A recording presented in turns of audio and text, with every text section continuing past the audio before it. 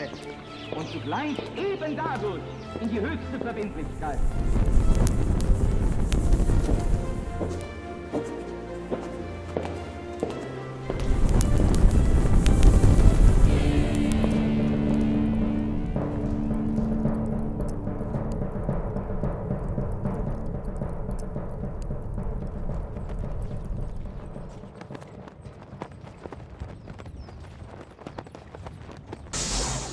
Sean todos muy bienvenidos a una nueva emisión de La Brújula por la pantalla de Conclusión TV. Lucas Carena, quien les habla, Pablo Davoli, quien me acompaña. Lucas, querido, ¿cómo te va? Cada uno de estos encuentros con la gente que nos sigue.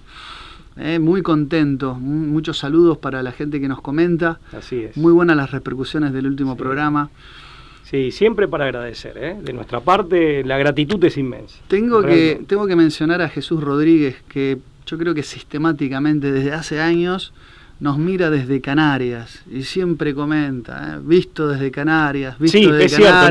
Cierto, lo aclara siempre nos saluda y me siento en deuda con mencionar su fidelidad a este programa. Así que lo mencionamos bien. Y le mandamos un saludo desde acá, desde el punto más austral del continente americano. Como siempre, este programa se encomienda a la Virgen tres veces admirable de Schoenstatt, Madre, Reina y Educadora. Siempre nos ponemos bajo su manto de protección y amparo para hacer este programa, esta misión. Este modesto granito de arena que aportamos. Este espacio que compartimos. No es una charla de café como las que hemos tenido tantas en tantos momentos. Es un recorte. Siempre digo que la espontaneidad de este programa es porque es un recorte, más allá de que hay algunas formalidades y algunas presentaciones, es un recorte de nuestras conversaciones que son a diario, de este tenor. Obviamente que uno documenta un poco más, que uno busca alguna bibliografía y trata de encuadrar, estructuramos un poco más, pero no forzamos el nada, guión, por así decir, que no es guión. No, pero también para aclararle y que la gente nos conozca un poquito más. No somos de hablar de nosotros casi nada, hay que hablar nada de uno mismo, ¿no? Pero ahí lo estás parafraseando al maestro Vuela. Que a su vez creo que él lo tomó de su papá. Exactamente. Bueno, pero para que nos conozcan un poco, nosotros no estamos nunca en pose, es la forma en que nos sale, hablamos así, pensamos como hablamos. Sí. Y es nuestra forma de ser, ¿no? Explicativa, ¿no? Somos lo que ven y se podría decir, es lo que hay, con todo lo bueno y lo malo que esto pueda significar. Pero no hay otra cosa. Así esto es lo que hay. El que se queda del otro lado es responsable de sus actos, enteramente. Bueno, hoy Pablo con un tema muy interesante que, constituye una arista, pero un poco en retrospectiva temporal de otros temas que hemos abordado en la relación entre sexualidad política o sexualidad psicopolítica y revolución, ¿no? La idea de la revolución y de liberación, ¿no? En este sentido moderno de la expresión. Que digo que una vez más tocamos este tema porque en su momento hemos desarrollado la posición de algunos exponentes de la Escuela de Frankfurt sobre el tema. Hemos hablado de la teoría del orgón de Wilhelm Reich, que nos ha destapado más de una sonrisa, ¿no? Sí, tiene ribetes que son tragicómicos. Porque ha llegado, digamos, al paroxismo esta idea de racionalizarlo todo, ¿no? A unidades mínimas, cuantificables, ¿no? Que eran los orgones. Y bueno, todas estas teorías que... La pseudociencia. Obviamente, ¿no? Pero son teorías que más allá de las cosas que, claro, de las críticas que uno puede hacer, llegaron a estar en campos, incluso a ser discutidas en campos académicos de renombre, o hay quienes siguieron en algún momento estas líneas con algún rigor, o creyendo que estaban provistas de algún rigor, ¿no? Lo que pasa es que ahí vamos... Un poco de confusión ahí. Sí, vamos haciendo alguna postilla, ¿no? Como para marcar un hito mojón de los varios que uno va marcando en esta charla. Uh-huh. En definitiva, Lucas, ahí tenés un poco esto de la razón instrumental, ¿no? O sea, tuve una racionalización más bien técnica, o ante todo técnica, supuestamente científica, pero que está al servicio de la instintividad.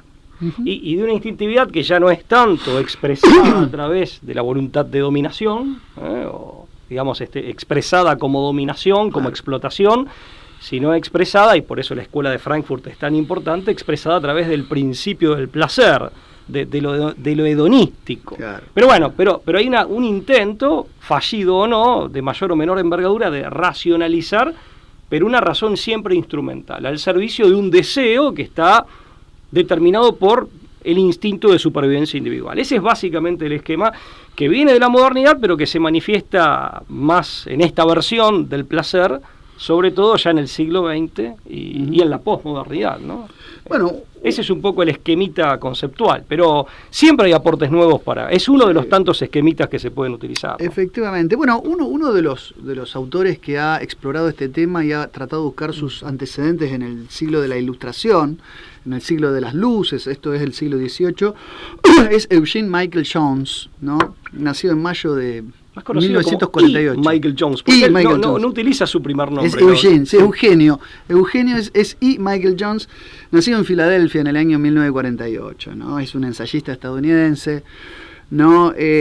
Bueno, que un poco ha sido un apologeta, pero que además ha tenido una fuerte, digamos, influencia en algunos sectores paleoconservadores norteamericanos, sí, por sus críticas al globalismo, ¿no? Es un tipo interesante, un académico de fuste, que escribió varios libros enjundiosos y sobre la relación entre la liberación sexual como estrategia política. Tiene por lo menos 4 obras, hay una suerte de tetralogía, ¿no? La primera, sí. Voluminosa esa muy parte. Voluminosa. La primera se llama Degenerate Moderns, ¿no? 1993. Después tenemos Dionysus Rising de 1994. Después viene Living Machines de 1995.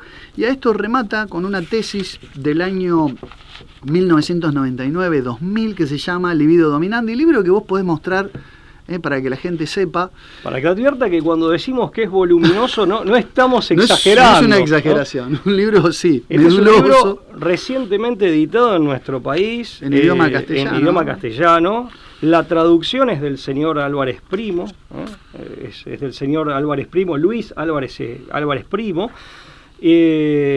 Por lo que estuve leyendo, una muy buena traducción, una traducción, la verdad que... Y un trabajo increíble, ¿no? Tanto del autor, por supuesto, pero también del traductor. Sí, muy documentado, ¿no? Es un trabajo muy documentado. Sí. Estamos hablando de un libro, letra chica, como decíamos como nos fijábamos cuando éramos chicos, de prácticamente 900 páginas, ¿no? Sí, pero aparte habla de liberación sexual y control político, sí, o sea que es el tema... Ese es el subtítulo. Que es el que queríamos abordar hoy, ¿no? Porque aparte es ese parangón paradójico, ¿no? De liberación que conduce a la dominación, o sea, o que da lugar a una dominación. Por supuesto que no vamos a hablar de todo el libro, porque se habrán dado cuenta ustedes del tamaño, ¿no? Y de lo voluminoso, pero sí quisimos detenernos en un capítulo muy interesante que se llama El Marqués de Sade y la movilización política de la lujuria, ¿no? Donde justamente Jones retrata la influencia de las ideas expresadas por la literatura del Marqués de Sade. Estamos hablando de Donatien Alphonse François de Sade, más conocido como el Marqués de Sade, de donde viene la palabra sadismo. Hoy nadie duda de que con sadismo se asocian, incluso ya ni siquiera en lenguajes, ya te digo, académicos, sino en el lenguaje vulgar, coloquial. Sadismo y coloquial, uno asocia la palabra sadismo con perversiones de índole sexual o todo tipo de tropelías, pero incluso el sadismo como una suerte de malicia, ¿no? Es decir, como una suerte, digamos, la persona sádica se la asocia con alguien que disfruta con el dolor o el padecimiento ajeno, sí, ¿no? Y sobre todo provocando a esa persona. Exactamente, claro, siendo el que genera ese dolor. Entonces, de ahí viene, ¿no? Del Marqués de Sade.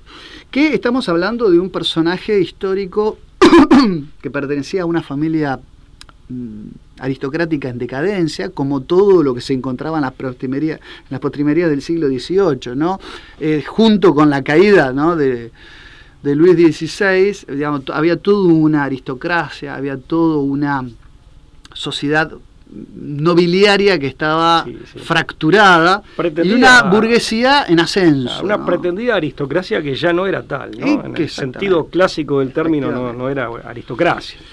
Y un Marqués de Sade que escribe básicamente tras la prisión, en el año 1777, él queda preso y donde va a permanecer casi 13 años preso por distintos motivos, pero nunca con una sentencia definitiva, nunca con una condena como tal. Tengo entendido que ni siquiera se le presentaron cargos formalmente. Había una figura, estábamos todavía en el absolutismo monárquico, claro, ¿no? en los digamos, en la etapa final, había una figura que tenía que ver con el peligrosismo. O sea, era simplemente una suerte de prisión preventiva, pero que se extendía sin solución de continuidad. Una barbaridad, ¿no? Desde el punto de vista jurídico, una barbaridad. No, por supuesto. Y estuvo ahí. Entiendo que su suegra, a quien se refería como la presidente, era quien, considerándolo un sujeto peligroso, y no era la única persona que así lo consideraba, aparte lo detestaba, la suegra lo detestaba, lo mantenía en situación de prisión, ¿no? Madame Motril, la más conocida como la presidente, era su propia suegra la que, para contenerlo, decía que era seguro que esté tras las rejas. Sí, mantenerlo alejado de su hija, ¿no? El Marqués de Sade adolecía, ¿no?, de una situación de desenfreno.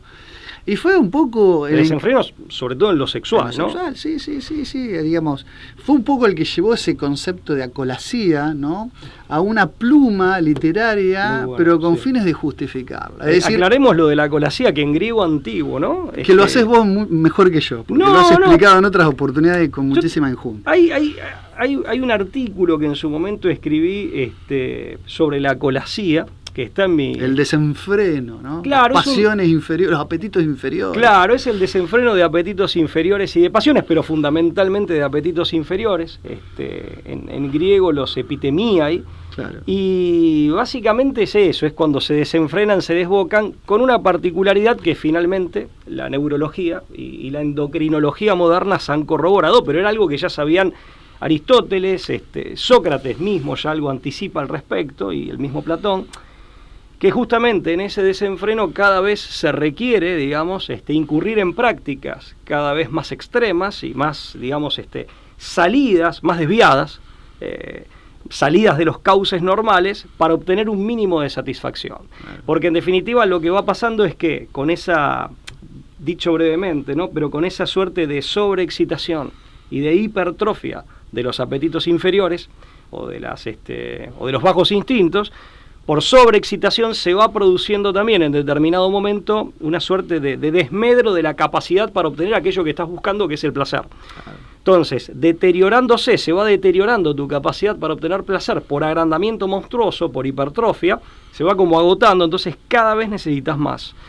Y fíjate que esto se da incluso como pauta de consumo. More, o sea, siempre, incluso en muchas publicidades aparece eso, ¿no? Más, porque tu capacidad para experimentar placer se va deteriorando porque eso está salido de quicio, está desviado y agrandándose cada vez más.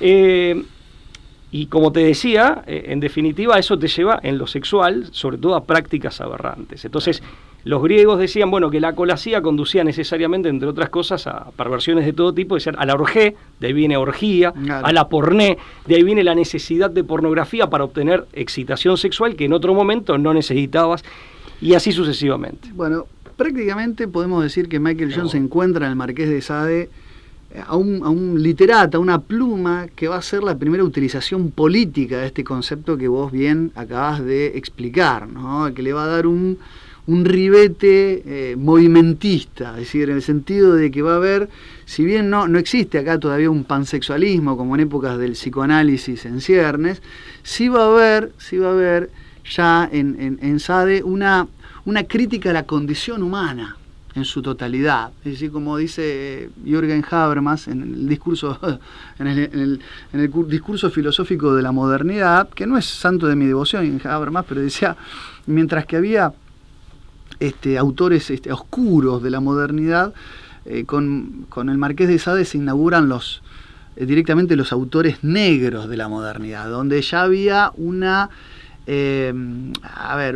crítica absoluta de la condición y de la naturaleza humana, es decir, un hombre sin retorno, no había ninguna mirada superadora del ser humano. De hecho, la mirada que tiene Sade sobre la naturaleza humana es tan negativa que inaugura, o que tiene una mirada que se puede, digamos, llevar como una especie de pesimismo antropológico todavía peor que el hobbesiano. Sí, pero con una modesta aclaración, ¿no? Pero que tampoco tiene ningún sentido crítico. Eso es una mirada, digamos, negativa, antropológica, una concepción antropológica negativa, pero que tiene mucho en Sade por lo menos es mi interpretación, mucho de autojustificante, o de justificante de una época, ¿no? O sea, como algo que se asume, pero no como no es algo que se expone para denunciarlo y criticarlo. No es una misantropía denunciataria. Efectivamente. No denuncia rasgos negativos de la época, sino algo que vino para quedarse y que así debería ser. Y que cuando alguien viene a plantear que no debiera ser de ese modo, o que no ha sido en otro, tildarlo de mentiroso o de hipócrita. Claro, que encierra un cinismo, sí, una hipocresía. Una cosa que no aclaré antes respecto, yo dije de los aportes de la neurología y la endocrinología modernas respecto de la colasía. Eso se ve cuando se estudia, que tenía razón esa lectura que hacían los griegos, cuando se estudia el comportamiento concretamente del neurotransmisor de la dopamina y del neuromodulador, que es una hormona, que es la oxitocina. O sea, estudiando el comportamiento de la oxitocina y de la dopamina se puede advertir cómo orgánicamente, en la dimensión biológica orgánica del hombre, se da aquello que también se da en el plano psicológico, lógicamente, y conductual, que los griegos advertían, que la colasía necesariamente lleva un desenfreno y que en esa hipertrofia por sobreestimulación lleva finalmente a la muerte de los instintos, pero por todo un periplo existencial que te va llevando por aberraciones, o te termina derivando en eso, ¿no? Sí, sí, efectivamente. Bueno, en el año 1787, tras las rejas, ¿no? en la Bastilla, ¿no? en una torre llamativamente llamada La Liberté, el Marqués de Sade escribe una de sus obras más importantes, que es esta famosa historia de Justin, ¿no? Justin y los infortunios de la virtud, ¿no? Que junto con los 120 días de sodomía son sus obras magnas, en las que, bueno, además tiene otras versiones. En el año 1796 la nueva Justin, y después Juliette también es una continuación, porque la historia trata de la vida de dos hermanas que quedan en un estado de orfandad, quedan huérfanas, y la hermana más grande, Juliette, se vuelca por tener una vida licenciosa, es decir, ella se dedica a la prostitución y llega incluso a escalar varios escalones. Por eso acá ya hay una visión política, ¿no? de la cosa, de la sexualidad, escala posiciones en la sociedad y llega a ser baronesa. Mientras que Justin, la menor, trata de buscar un camino virtuoso, se interna como monja en un convento, y pasa las peores vejaciones y vicisitudes, ¿no? Es vendida como esclava, y siempre tratando de mantenerse, en la pulcritud, ¿no? Mantenerse, siendo una mujer pía, decorosa, sí, casta. pero casta y pura, pero bueno, termina padeciendo las peores vejaciones, ¿no? En todos los ámbitos, incluso en ámbitos eclesiásticos. Es aberrante toda la historia que cuenta. Aberrante, y acá no nos rasgamos la vestidura. A la luz del siglo XXI, las historias que cuenta Sade, hasta podríamos mirarlas como inocentes para las cosas que uno está acostumbrado a ver en la televisión, digamos. Pero para la narrativa de la época eran historias bastante explícitas, bastante fuertes. Sí, aparte con un mensaje, con en este caso, particularmente siniestro. Porque muy siniestro. La práctica de la virtud como causa o como, digamos, acompañada de desgracias. Conducía a las peores de las desgracias. Claro, ¿no? Y que necesariamente lo contrario implicaría el éxito en esta vida, al menos el éxito tal como se concebía en esa sociedad. Exactamente, y por eso siempre atravesada por esta misantropía, por esta enemistad de la condición humana como una condición lúgubre, oscura, ¿no? Sin ningún tipo de sentido trascendente y volcada a las peores perversiones, ¿no? Ahora, convengamos en algo, Lucas, que en definitiva él en esa línea es un exponente que en todo caso lo lleva al campo de la narrativa erótica y focaliza, digamos, en ese aspecto de la vida humana, en este aspecto de la humanidad como condición. Pero en definitiva toda esa mirada negativa respecto del hombre es característica de toda una línea importante de la modernidad. O sea, ya Hobbes, ya en el siglo anterior, digamos, con esta famosa frase que no es de él, pero bueno, que él de algún modo retoma, que es de que el hombre es el lobo del hombre, y sobre todo que es una relación que hace Jones, y creo que acá sí encaja más todavía, con la Metrie, y esta idea de que el hombre máquina. Claro, efectivamente, de principios de la primera mitad del siglo XVIII, que es el siglo de Sade, de que no seríamos más que una mera máquina, que está movida por la instintividad, y una instintividad que determina deseos. Efectivamente. Esa es la mirada, volvemos un poco a eso, ¿no? Entonces, efectivamente, sí, en Sade está esta idea jovesiana, que como bien decís, se la resume y justamente con una frase que entiendo que es de Plauto, Así que es Homo homini lupus est, ¿no? El hombre es un lobo para el hombre. Pero claro, efectivamente, de una perspectiva, como bien decís, a la postre, basada en ciertos mecanicismos, de una mirada absolutamente reduccionista de la antropología humana, mucho antes del biologicismo darwiniano y del pansexualismo freudiano, dice mismo Michael Jones. Sade consideraba que la moral no es más que una dinámica de fluidos, ¿no? Y dice que la fisiología materialista, sobre la base de la física de Isaac Newton, porque en esa época no tenías física mecánica. Claro, no tenías exactamente, era el modelo, era el paradigma de la ciencia de la naturaleza. La vedette de las ciencias, era la principia matemática y la física de newtoniana. Iba a quedar demostrada, es decir, en un futuro muy cercano, decía Sade, se iba a demostrar que todos los grandes sentimientos nobles del hombre iban a quedar reducidos a procesos mecánicos de causalidad. Y qué estos triste. procesos, aparte no existe la libertad. Obvio. El proceso mecánico como tal es automático, ciego, tiene una dinámica privativo propia. de cualquier sentido pleno de libertad. Claro, es fisis pura, no tiene libertad. Y fíjate vos que el motor ahí, o si se quiere el combustible, que el dínamo de todo eso es el deseo. Y el deseo que está determinado por la instintividad. El instinto de supervivencia individual, ni siquiera es el colectivo grupal, es el instinto de supervivencia individual, pero instinto al fin.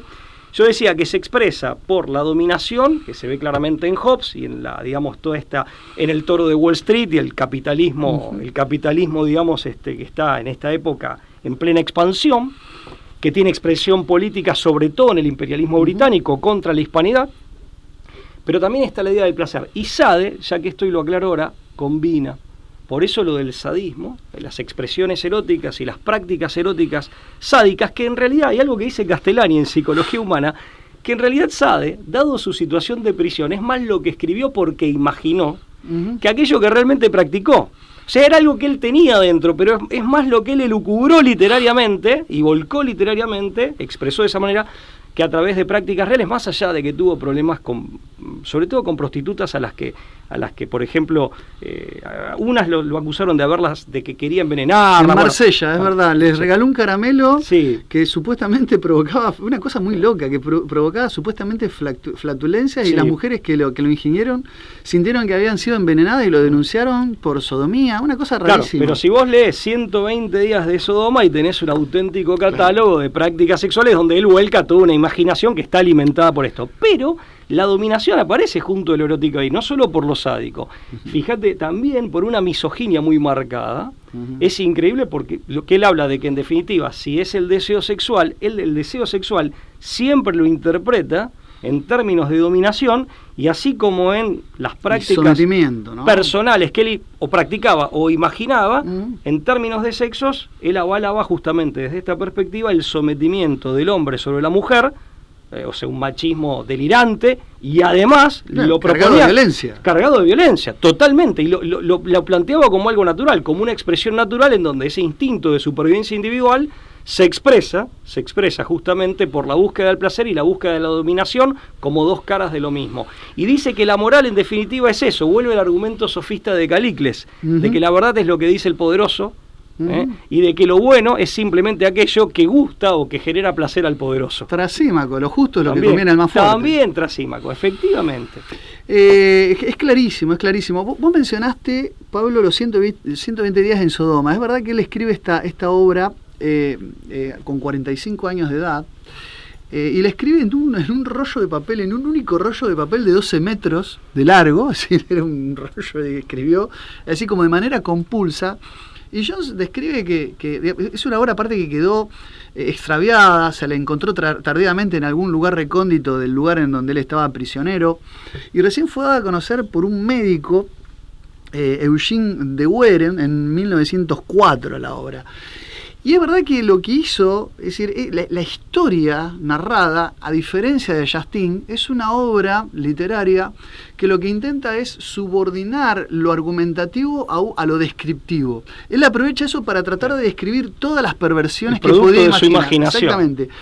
cuenta la historia de 4 hombres muy ricos y libertinos que deciden poner en práctica toda su lujuria en el castillo de Schilling, así se llama, de Schilling. Y durante 4 meses, ¿no? Es decir, cada mes, o sea, son 120 días y cada mes corresponde a una pasión distinta. Entonces él llega a describir una especie de catálogo de 150 perversiones, 150 prácticas tremendamente violentas y demás, en donde él, así como Hesíodo nos presenta un catálogo de dioses noble, él pretendía hacer un catálogo de las peores pasiones inferiores del ser humano, ¿no? Por eso digo, hasta se subordina a lo argumentativo. Sí. A lo descriptivo. A lo descriptivo, que en algún punto es propositivo también. Es una exposición que él, en definitiva, creo que se puede avisorar una intencionalidad propositiva por parte de él. Sí, es una instintividad desbocada. Nuevamente aparece lo de la colasia, ¿no? En estos elementos, dice Jones, se explora la idea germinal de revolución sexual. Dice, la revolución sexual es algo que ligeramente distinto al vicio sexual, aunque ciertamente se basa en él. Dice Jones en este libro, Libido Dominandi, la revolución sexual es algo así como la movilización política del vicio sexual. Dice, la matriz, ¿no?, en su estructura fue la misma que la que provocó el cataclismo que inauguró la era moderna.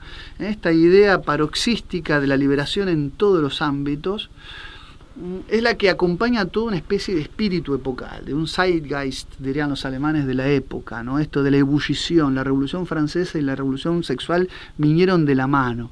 Si bien, y acá lo acusa Jones al marqués de Sade, siendo él miembro de una familia aristocrática, de hecho era marqués, tuvo una posición muy astutamente ambivalente respecto de los acontecimientos. Él adoptó un seudónimo republicano para hablar con la turba revolucionaria de Ciudadano. Claro, se presentaba como el Ciudadano. Ciudadano, claro. Luis Sade, así escribía cuando mandaba cartas a los revolucionarios, pero cuando se escribía a la corte hablaba mi amado rey. Sí. Luis XVI, mi amadísimo rey, así se refería, para conservar tierras y propiedades que tenía su familia. Por eso él incluso tuvo en ese sentido un cinismo sin igual en el contexto mismo de lo que fueron los acontecimientos políticos. Una vez, ¿no?, que lo liberan, termina siendo juez. Él arenga, digamos, la toma de la Bastilla, dato no menor. Arenga, efectivamente. Lo arenga, y para cuando toman la Bastilla, 14 días después... lo agita, ¿no? Claro, tal cual, porque era un gran agitador, y aparte con una característica que es muy común, esto lo cuenta Castellani en Psicología Humana, ¿no?, como una característica muy común en los psicópatas, claro, que es la capacidad de manipulación de otros. De hecho, cuando él va al famoso hospital psiquiátrico, el director del hospital les pide a las autoridades que se lo saquen de ahí porque le revolucionaba todo el lugar. Pero arenga porque no lo habían, esto lo cuenta Jones, no lo habían dejado pasear ese día. Él en la Bastilla estaba preso, pero él contaba ahí con una biblioteca de 600 libros, contó una habitación. Sí. A ver, no era la típica prisión que uno imagina como una celda. No era un reducto casi al nivel de una mazmorra. Totalmente. De putrefacción. Él hasta ese momento se había mantenido, digamos, indiferente, hasta donde sabemos, sin tomar partido frente a los acontecimientos revolucionarios que empezaban a tener lugar. Y fíjate que el día en que no lo dejan pasear por razones de seguridad... El 2 de julio de 1789. Claro, empieza a arengar. Claro. Año de la revolución, ¿no? Tal cual. Y empieza a arengar a la multitud simplemente porque no lo habían dejado pasear por razones de seguridad, y el tipo ahí se enoja y, digamos, lo que cuenta Jones es que toma, digamos, un cono de metal, digamos, con el que se recogía la orina, y lo utiliza como si fuera un megáfono, por así decir, para amplificar su voz, y empieza a arengar a la multitud. Y Jones lo relaciona finalmente con la toma de la Bastilla, que se produce pocos días después. Entonces, un par de semanas después aproximadamente. Pero el tipo termina siendo juez de la República en la época del jacobinismo, donde su amado rey, según se refiriera a Luis XVI previamente, era degollado, era guillotinado. Decapitado. Que aparte esto también es interesante, ¿no? El tema de la decapitación, que es la separación de la cabeza de los cuerpos, de las cabezas respecto de sus propios cuerpos. En parte es lo que la revolución había provocado dentro de Francia, la sociedad y sus gobernantes. Está bien, Perón decía que el pescado, y muy sabiamente, que el pescado se pudre por la cabeza. Sí. Era una nobleza corrompida también, y corrompida también en el aspecto sexual. Sade no es un caso aislado, más allá de que él creo que es una expresión mayúscula de un fenómeno más amplio. Sí, sí, y además Pero, su pluma no es clasista, o sea, No, en realidad no. no admite No. ni rango social, ni escalafón, ni ningún nivel societario en particular. Esas perversidades abarcaban a todo y a todos. hay algo que sobre lo cual teorizó la escuela de Frankfurt en el siglo XX, que creo que, digamos, es de una agudeza que merece ser subrayada. La auténtica revolución en el fondo es psicológica, no sociopolítica, sino que la auténtica revolución es psicológica. Y dentro de la estructura psíquica, ni siquiera en el plano de la razón, que es donde todavía opera principalmente Gramsci, sino que se trata de la psicopolítica de segundo y tercer nivel, que opera en la estructura psíquica, en el plano infrarracional y finalmente a través del cuerpo para llegar como blanco a la estructura psíquica y al comportamiento. En Sade creo que esto está de algún modo expresado, aunque no está teorizado. Sí está teorizado, y en algunos casos propuesto, en otros casos es meramente descriptivo por los autores de la escuela de Frankfurt. La auténtica revolución es psicológica y después pasa a ser sociopolítica, y por eso toda revolución genera un movimiento de fuerzas que tiende a, digamos, a subvertir o a despojar, a desalojar un determinado orden. Después podemos discutir si ese orden era bueno o malo, que esa es una discusión que también hay que dar, pero en definitiva aquí hay una rebelión. Si se quiere, podemos establecer un parangón entre la rebelión, por así decir, o excitar la rebelión de los bajos instintos y de contra las pasiones, y de las pasiones contra la razón, que es invertir la estructura psíquica tal como desde Platón para acá se la había descrito en situación de normalidad. Invertir esa jerarquía. Claro, por eso ese desbocamiento de los instintos es hipertrófico, es decir, es un agrandamiento monstruoso que conduce incluso a la muerte del instinto, porque es patológico. O sea, se presenta como emancipar aquello que queda privado de forma y de estructura y que marcha hacia su propia desintegración, en este caso no por miniaturización, sino por agrandamiento monstruoso, no por atrofia, sino por hipertrofia. Eso es importante tenerlo en cuenta. Y por eso nosotros, cuando después en psicopolítica hablamos ya no solo de revolución cultural, por ejemplo, o de acción psicológica, sino de ingeniería, decimos, la auténtica ingeniería no es la social. En realidad, la social lo es, ingeniería social con todos los reparos y denuncias que merece, pero la peor es la ingeniería o los intentos de reingeniería o de ingeniería antropológicos. Claro, efectivamente. ¿No? En última instancia es modificar al nodo, ¿no? Claro, de la red. y después vendrá el cambio de la estructura social. Ahora, a ese nodo lo podés también tratar de modificar desde el cambio o la subversión o la desestructuración del sistema social. Kurt Lewin ya hizo los aportes para explicar cómo desde el grupo podés modificar. Ahora, Sade desde la literatura por eso no es clasista, porque él advierte que esto de perder la cabeza está en todas las clases sociales. Había perdido la cabeza sociopolítica, que era la nobleza, esa nobleza corrompida, que no era aristocracia, era una oligarquía pomposa, era una porquería, ¿no? Por lo menos en muchas de sus expresiones más conocidas era, digamos, merecía realmente muchísima crítica, era injusta. Pero los revolucionarios también pierden la cabeza, ¿correcto? Todo el mundo pierde la cabeza, no hay que olvidarse. Esto lo cuenta Martínez Zuviría en el libro Año 10, cuando se dice, es falso comparar la Revolución de Mayo con la Revolución Francesa. La Revolución Francesa, a diferencia de la Revolución de Mayo, fue un proceso de sangre que divide con un mar de sangre la historia de Francia en dos. Efectivamente. Es un proceso cruento, sanguinoliento, no hay de una violencia, genocidio de Bandea, de la Vendée, pero entre muchos otros excesos y atropellos que se perpetraron.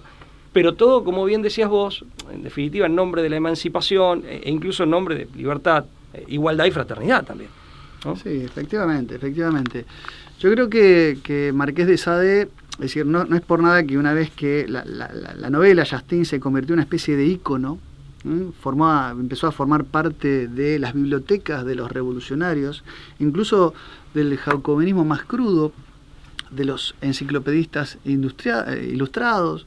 Es decir, la mayoría de los libros que se consumían en la época, entre los que estaba Justin a la cabeza, pertenecían a Voltaire, es decir, Cándido de Voltaire, algunas obras de la enciclopedia, y Justin del Marqués de Sade se convirtieron en una especie de libros de cabecera. Esto, dice Michael Jones, no es una casualidad, sino que tendría que ver con agitar, ¿no?, una atmósfera y un talante epocal, ¿no?, de ebullición, de efervescencia, esta idea de excitación, de generar un enjambre, ¿no?, un enjambre de masas efervescentes, pero también al mismo tiempo controladas.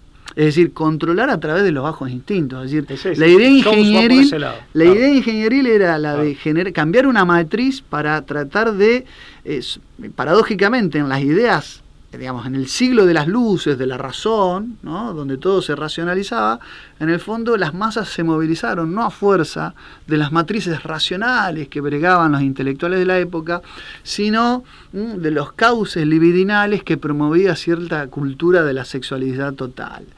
Eso es un poco lo que Jones explica desde de la perspectiva más ingenieril, que fue el movimiento de las masas en época de la Revolución Francesa, con, insisto, libros como El Marqués de Sade, también donde tenemos que entender que no había una sociedad plenamente alfabetizada, sino que estas historias a veces llegaban de boca en boca. Sí. No nos imaginemos a cientos de miles de plebeyos, ¿no?, con los libros de Sade abajo del brazo, o peleándose por entrar a la biblioteca a consumir la obra, sino que había ciertos referentes y voceros que se hacían eco de estas ideas para tratar de subvertir todos los órdenes en el entonces vigente. Si hubiera sido siglo XX, hubieran sido estadounidenses, hubieran hecho la versión en historieta inmediatamente. Efectivamente, el cómic. Caricatura, hubiera salido el cómic.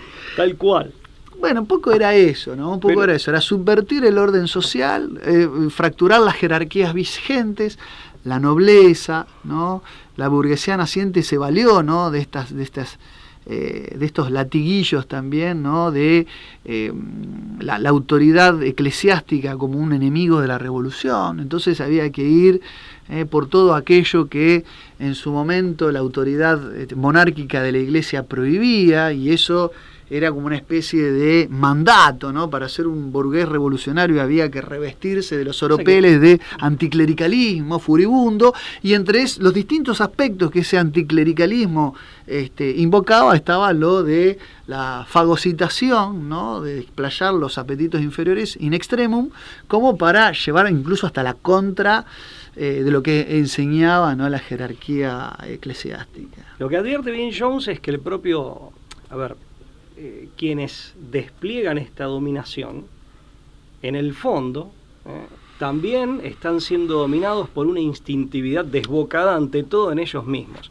que proyectan hacia afuera. Y eso me hizo acordar, pasa que proyectan con razón instrumental y con una posición de clase dominante, o con cierta astucia que les permite, en el caso de Sade, pese al cambio de contexto político, siempre caer parados, como decimos de los gatos, y ser ganadores, digamos, en la jerarquía social, pero en definitiva es proyectar hacia afuera una dominación que ellos ya, digamos, por su propia degradación y corrupción experimentan adentro. Con lo cual ya no son causa de desgracia solo para sí mismos, sino de desgracia para los demás. Y esto es la teoría del tirano en Platón, Lucas. La teoría del tirano en Platón, en definitiva, Platón lo que plantea es que el tirano es culpable en dos planos. O sea, de la tiranía que ejerce sobre los demás, pero ante todo de la tiranía a la que él mismo interiormente se ha expuesto, ¿no es cierto? Uh-huh. Entonces, en eso, digamos, son casos en donde uno va corroborando estas viejas teorías, pero que mantienen su actualidad. La cosa que a mí resulta interesante en este libro Psicología Humana, que lo citamos asiduamente, Castellani, que son conferencias de Castellani, a Sade lo menciona en definitiva como perverso o demoníaco, ¿no? Sí, tremendo. Y otro, esto en la página 59, y otro punto que quería resaltar es que el propio Castellani dice que son varios los autores que a lo largo de la historia han destacado la relación que hay entre lujuria y crueldad. Dice, entre lujuria y crueldad hay un misterioso cortocircuito. Lo han sabido todos los moralistas, de San Agustín hasta Baudelaire. La estulticia y la crueldad son dos hijas de la lujuria, dice Santo Tomás, pero la crueldad es también hija de la soberbia, agrega Castellani. Y este es el caso en los grandes pervertidos como Donato Alfonso Francisco de Sade. Esto en el capítulo que Castellani en este libro, Psicología Humana, dedica a la integración, ¿no? La integración psíquica. Así que un punto final para destacar, y te leo un pasaje de cómo termina el capítulo, es que con Sade se inaugura un concepto, es el que le da forma a un concepto que después va a estar también en Frankfurt y postrímeros movimientos pansexualistas también, que unen revolución y sexualidad, que es la idea de ipsación, que es la autoestimulación sexual pero que aborrece la procreación. Este divorcio entre cualquier vínculo entre lo sexual y la progenie, ¿no? Es decir, la multiplicación de la especie humana, sino que es justamente la sexualidad vinculada a la destrucción y a la violencia, no a la vida. Eso es muy interesante y es en Sade donde se figura por primera vez. Es decir, la sexualización de la sociedad sin progenie, ¿no? Como un elemento epocal novedoso. Dice, y con esto yo te cierro, para terminar el capítulo, dice: al día siguiente, Sade relató los acontecimientos del 3 de septiembre, estamos hablando de la revolución, ¿no? En una carta a Godfrey, pero no da ningún indicio de reconocer que el sadismo sexual del estallido podría tener alguna relación con sus propios escritos. Dice: todos los sacerdotes refractarios, escribió, fueron degollados en las iglesias en las que estaban recluidos, entre ellos el arzobispo de Arles, el más virtuoso y respetable de los hombres. Si Sade se conmovió por la masacre, su compasión duró poco. No hay nada igual al horror de las masacres, escribió en un despliegue de las mismas cartas, pero fueron justas, o sea, justificó las masacres, ¿no?, de la revolución.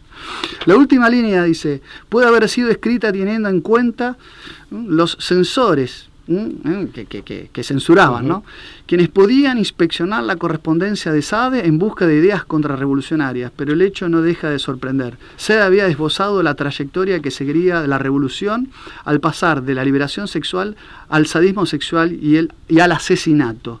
La pasión sexual era el combustible que alimentaba el fuego revolucionario, y era ese incendio el que abrazaría la propia casa revolucionaria en la orgía de sangre derramada que, eventualmente, mendaría la imposición totalitaria de un orden desde afuera que fuera para salvar al país de sus propias pasiones destructivas. Es decir, en el fondo termina, ¿no?, Jones el artículo haciendo esa asociación, ¿no?, de una suerte de orgía, la revolución como una orgía de sangre. La orgía de sangre. La idea esta, la metáfora de la revolución como orgía de sangre. Es un tema para mucho, interesante para explorar, pero que no deja de tener como su primer momento histórico en épocas llamativamente autodenominada de la Ilustración, ¿no? Y eso me parece que es para pensar, para revisar y para hacer una revisión crítica. Sí, yo vincularía una cosa que quería decir antes. Vos hablabas del clima epocal. Hace varios años hicimos un programa, una edición de La Brújula, hablando del otro lado del charco, del Canal de la Mancha, hablando del caso de los clubes, sobre todo de gente de la clase alta en Inglaterra, que se dedicaban también a este tipo de prácticas, ¿no? El Hellfire Club, etc. Sí, el Club del Fuego del Infierno. Efectivamente, también del siglo XVIII. Sobre el tema también tengo algo escrito, que en su momento escribí. Eso está en mi página web para el que lo quiera, digamos, descargar. Y bueno, no tenga otra manera de matar el tiempo, o no tenga nada mejor que hacer, pero bueno, para quien le interese el tema. Pero en definitiva, ¿te acordás que habíamos hablado de Sir Dashwood? De Lord Dashwood. Lord Dashwood. Así es. Como una de las figuras también, digamos, más emblemáticas. Y en el caso de Sade, lo dijiste muy bien, es en definitiva una suerte de epifenómeno o de punta de iceberg y de figura emblemática de todo un clima de época en donde se combinan, como bien decía Castellani, citando otros autores, de San Agustín a Baudelaire, la lujuria en su expresión más, en su expresión más, digamos, más exacerbada. Más exacerbada, efectivamente, con la crueldad. Yo, por mi parte, voy a terminar con una frase de los años 50, si no mal recuerdo, de Belloc, que decía: temo por los años que vienen, no tanto por la lujuria, estábamos en la época de Elvis Presley, sino por la crueldad. Bueno, ese es un... Yo me despido con una de Chesterton, Dale. ¿no? Esa que... A cada época la salva un puñado de hombres que se han atrevido a ser inactuales. Pablo, será hasta la querido. próxima. Chau, hasta luego. Hasta luego.